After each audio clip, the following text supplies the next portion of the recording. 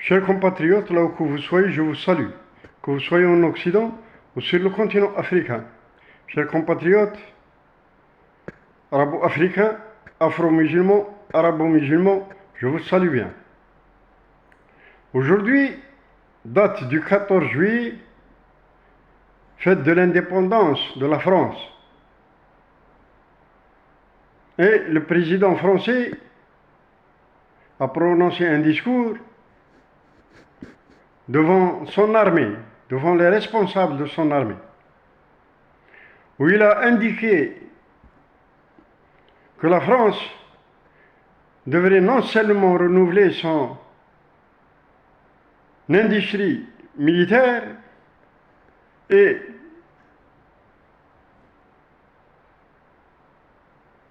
aussi développer son armement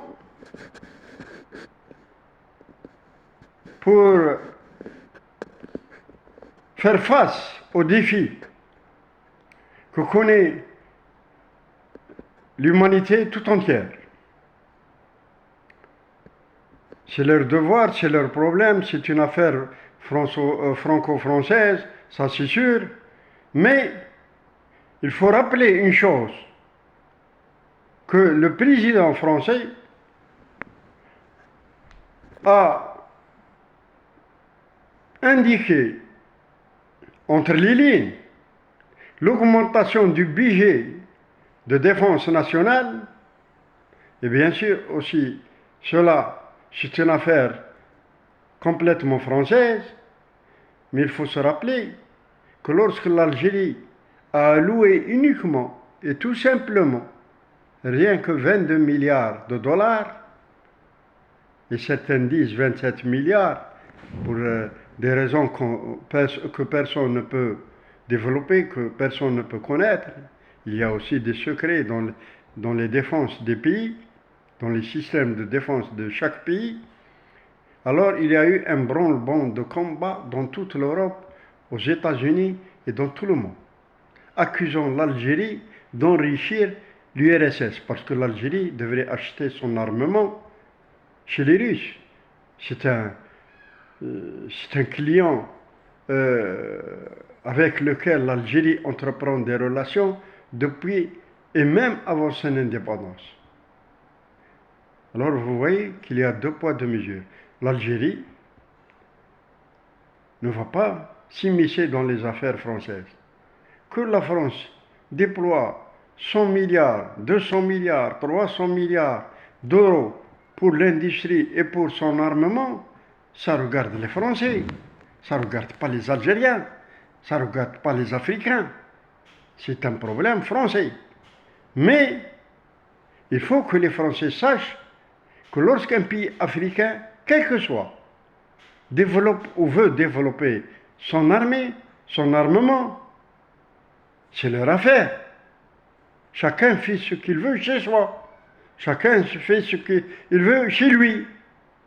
Chacun fait ce qu'il veut avec sa population, son peuple, son argent, etc.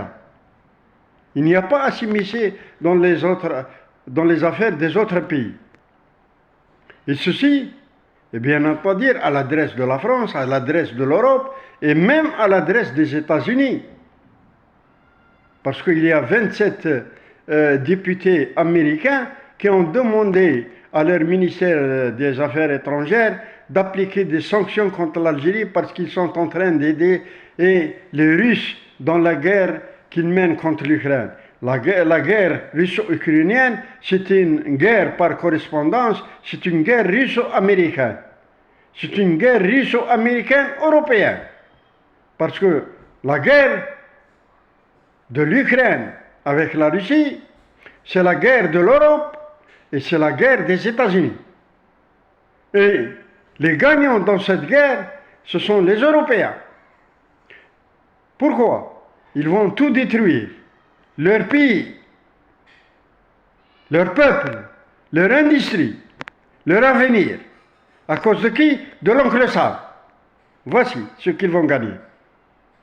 Ouais. Actuellement, il y a des discussions entre Américains et Russes pour mettre fin à cette guerre d'une manière ou d'une autre, parce que les Américains sont en train de préparer une autre guerre, une guerre contre la Chine à cause de Taïwan. Et les Américains veulent faire cette guerre-là, la guerre américano-chinoise. Bien sûr, par correspondance. Ils vont lancer les Taïwanais à attaquer la Chine, et la Chine va répondre, et ce sera la guerre chinoise et américaine, par l'entremet de Taïwan. Donc, la guerre russo-ukrainienne va se terminer, bien sûr, au profit de la Russie. Parce que la Russie, on lui demande de ne pas aider, je m'excuse, on lui demande de ne pas aider la Chine. Pour que les Américains puissent mener cette guerre, il leur faut une armada plus qu'ils en ont. Il leur faut des milliards et des milliards de dollars. Parce que Taïwan est le premier fournisseur en composants des États-Unis et du monde encore. Si jamais demain il y aura un blocus maritime et aérien par le crochet de cette guerre ou le ricochet de cette guerre, Taïwan ne pourra pas exporter directement toutes ces marchandises. Il y aura une menace réelle pour le devenir de l'humanité tout entière. Et c'est ainsi que les Américains veulent déclencher cette guerre en espérant que les autres puissances nucléaires restent en tant qu'observateurs. Donc, la politique de deux poids, deux mesures que mène l'oncle Sam et ses valets en Europe doivent être dénoncées. C'est pour ça que nous dénonçons ce que l'Europe, à chaque fois, dénonce avec véhémence, et surtout à l'égard de l'Algérie et des Algériens. Mais l'Algérie et les Algériens, bien sûr, veulent mettre l'Europe tout entière au défi. Au défi de quoi? De se voir dans la glace et de dire la vérité aux Européens. Que vous êtes des hypocrites.